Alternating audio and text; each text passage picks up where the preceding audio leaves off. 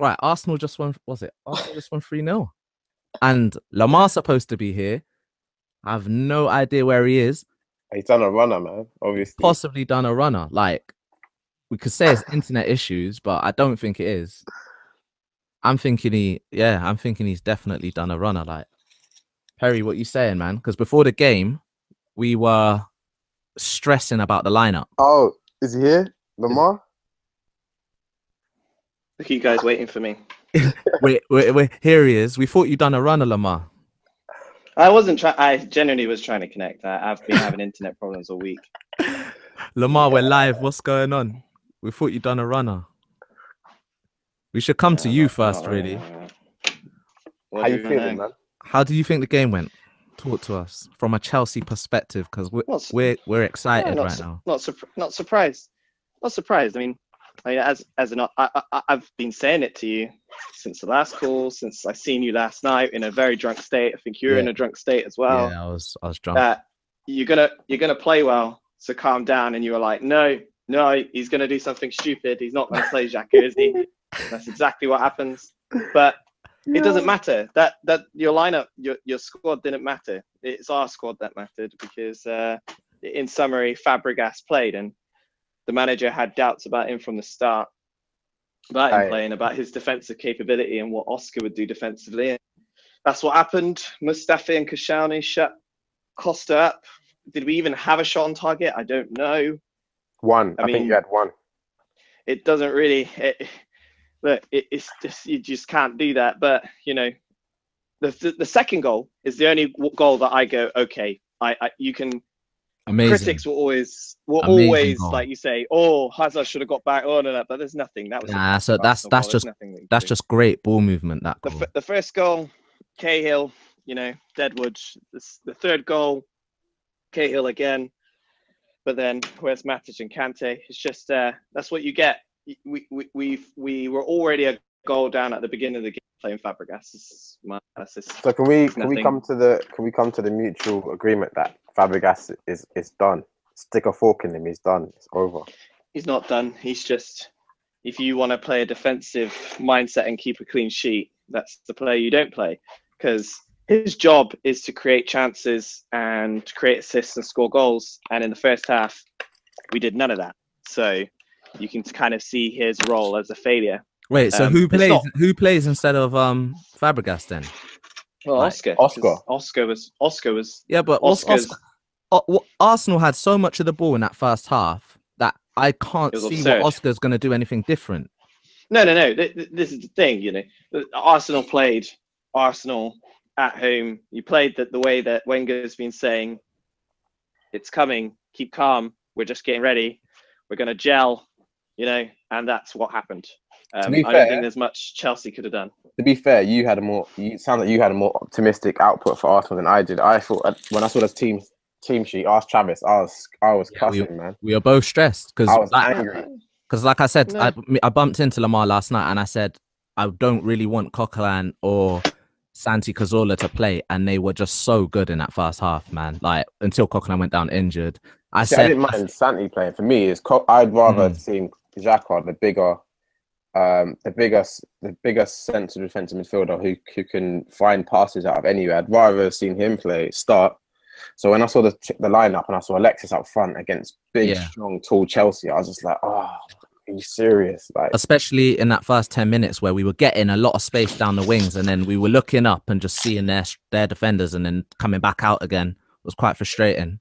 Yeah, I think Chelsea's biggest issues to me look like they started off too defensive. Like it sounds to me like Conte thinks he feels like he thinks he's still in Italy, man, where you got time to just sit back and just wait and just dwell on the ball. It's like, nah, bro, this is the Prem, man. Like someone's gonna stick it on you if you do that. Like you can't really do that over here.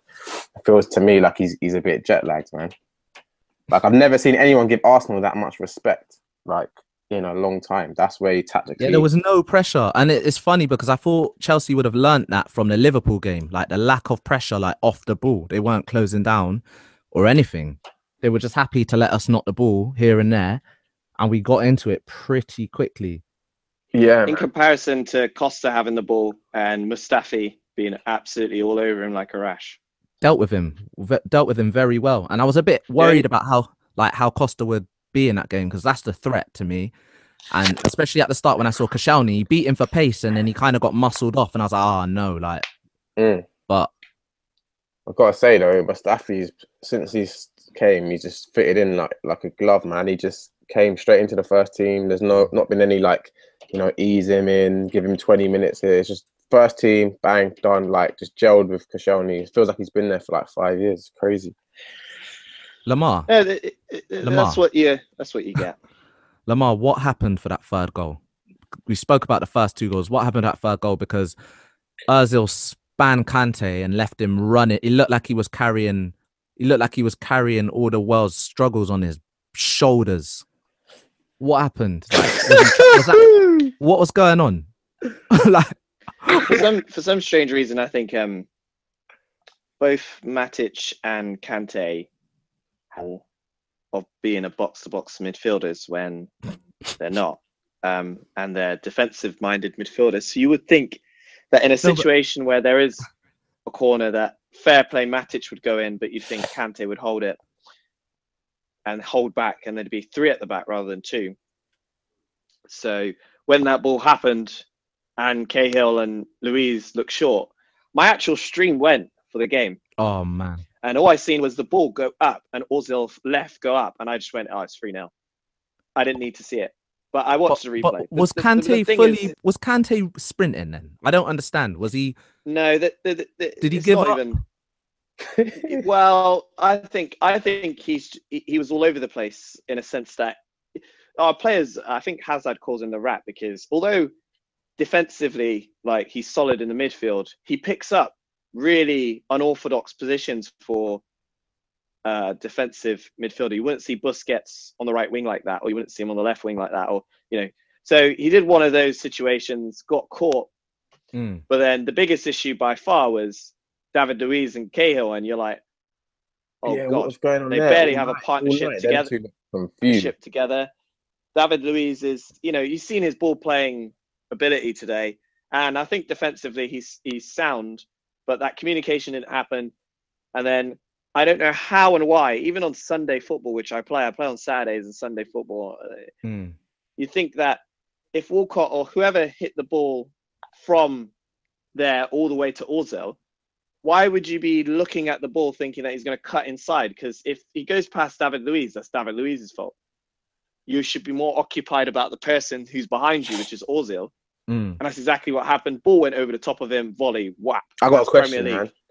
I got a question. How much longer has Conte got? Because it seems like Abramovich don't mess about, and you've already got spun now by Liverpool and Arsenal. He's got plenty of time, because he knows that there are players that didn't go this season, and those players very clearly are Cahill and Ivanovic. What do you mean? Well, those two have had their time. Last season, you think it's more their fault than it is Conte's fault?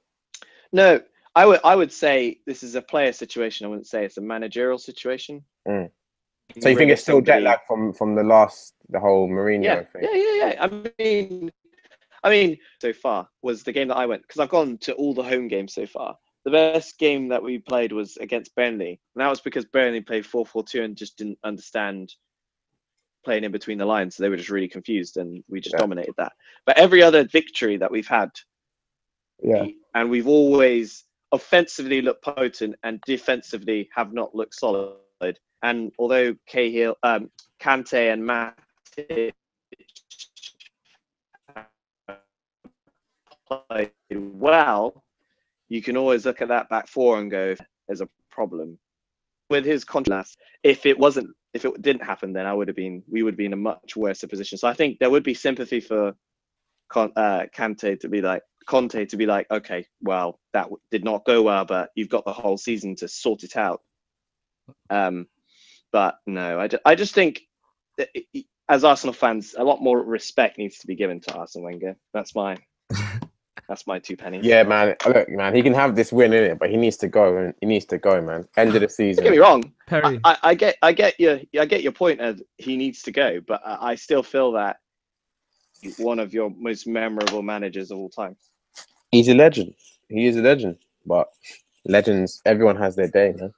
Perry, Everyone has their day. was there any Perry? Was there any standout performers for you today? I on that thought pitch? Iwobi was sick. Quality. During half time, I looked Yeah. at Twitter and everyone was like, Ozil and Sanchez, Ozil and Sanchez, and I was like, yo, everyone's forgetting Iwobi. Like, I'm not even. Mm. I wouldn't 20 even years say old. I wouldn't even say I'm Iwobi's biggest fan or anything. But today, man, like playing in tight spaces, he was like playing like a 30-year-old man. Like he had the ball. Yeah. He had the ball. Very He had like assured performance. 3-4 players around him, and he's like 9 times out of 10, he's picking the most intelligent pass. Like, Yeah.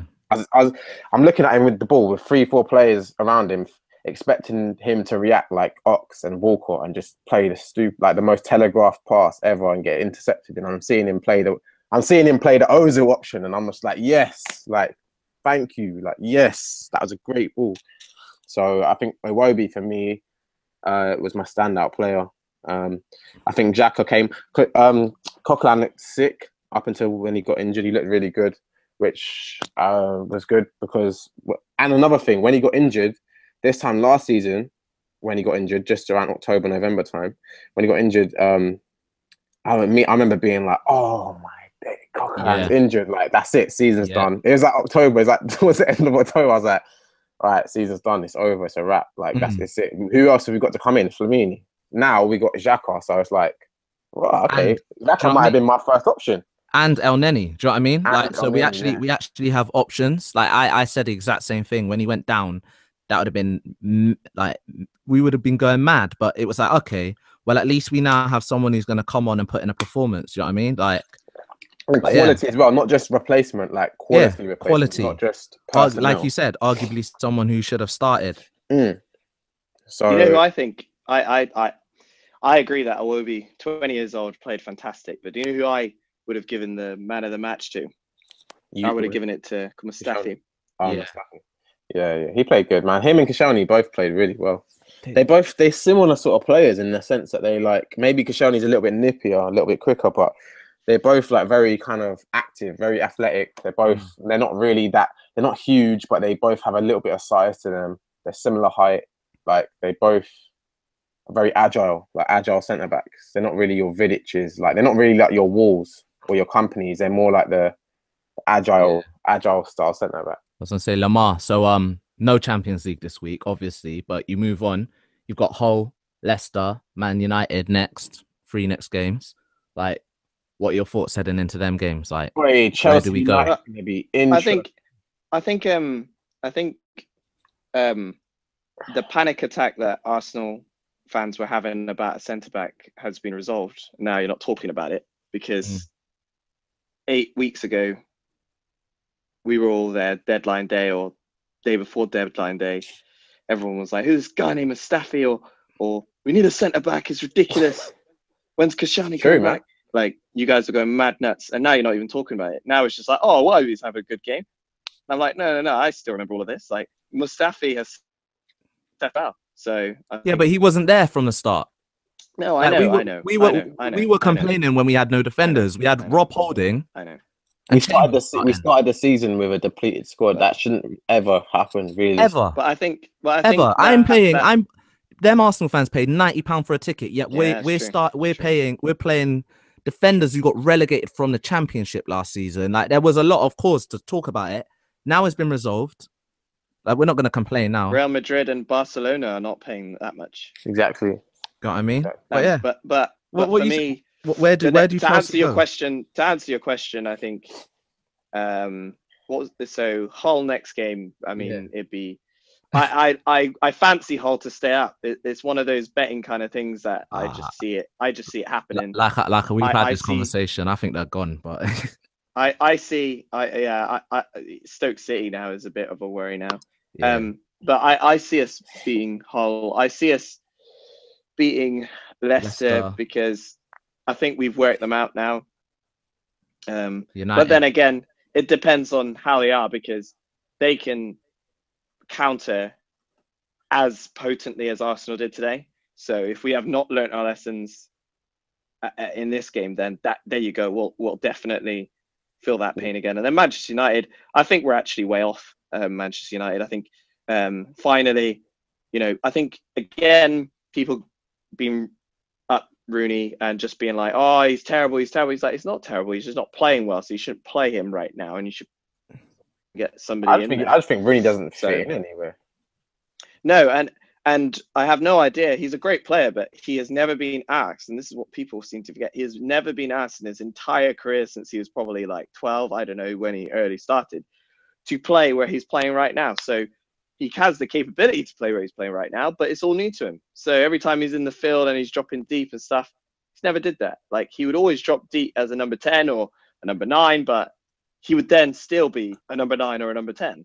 How do you feel that Chelsea United is going to go, and what's your feelings towards Mourinho? Like, what if Mourinho gets passionate, like during the game when Man United like score? Like, how are you going to feel? How's that going to affect you when you see him there slapping the badge or like putting his arm up to the fans and all that? You kind of have respect for the fact of what he's done for the club, but he's moved on. It's almost like, when Lampard scored that, there's some moments as a fan you just won't forget.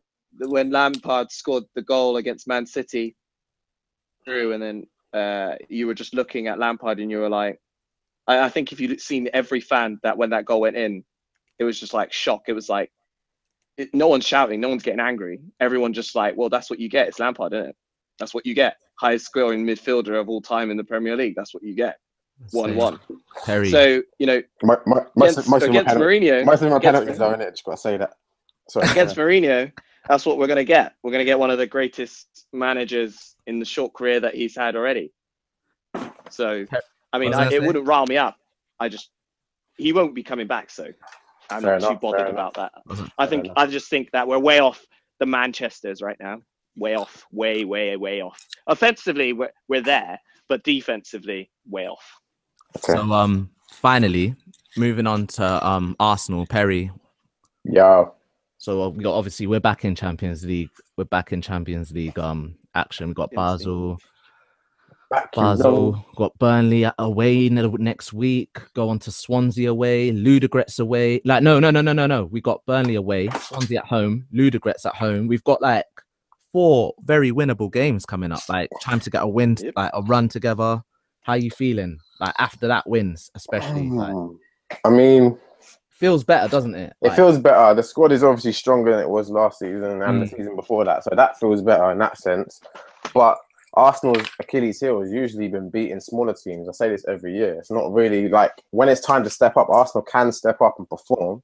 Like, when their back's against the wall and they need to win and they need to get a result, they can usually do that. It's against the smaller clubs where they've been complacent. So this is where we're going to see where the mentality is currently at. And I agree with you, but as we saw today, they're a smaller team than us, Chelsea, but they're not a small team, are they? We done the business. Like, that's fine. I think if we walked through each other's honours cabinet, I think that would be quite an interesting. Shots fired. Right, that's a different discussion, though. I'm ready. Yeah, we're gonna have this discussion. We're gonna have this discussion. But yeah, look, Basel at home next, Burnley away, Swansea home, Ludogorets home, Middlesbrough home, Reading home. That should Sunderland be away, Ludogorets away. Like, that is we're not really playing a team of top quality again until November. But we will get a few draws, and maybe we will get a few draws mixed amongst them, and there might even be a one-off loss or whatever. We never know, man. But I think there should all be wins. But I'm not Arsene Wenger's biggest tactical fan. But you have to put your hands up when you criticize somebody. You have to be able to give them praise, innit? So today he gets praised because I'm not a fan of him tactically, but he obviously 20 years. Lamar, any final words of the game today, man? Like, what? That's what you get when you play Fabregas. What about you, Perry? No, it's what you get. It's what you get. Well, you lot bought damaged goods off Barcelona, man. You should have just left him in Spain, bro.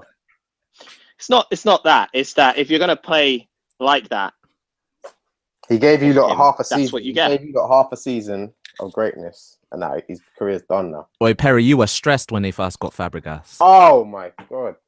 He was moaning every day like he was hurt. We didn't even need Fabregas at the time, but it was still painful. That was hurtful, man. That was hurtful. Because I remember specifically Fabregas in an interview saying one time, the only clubs I'll ever play for is Arsenal and Barcelona. That's it. Like I remember him saying that when he's in Barcelona. Money talks.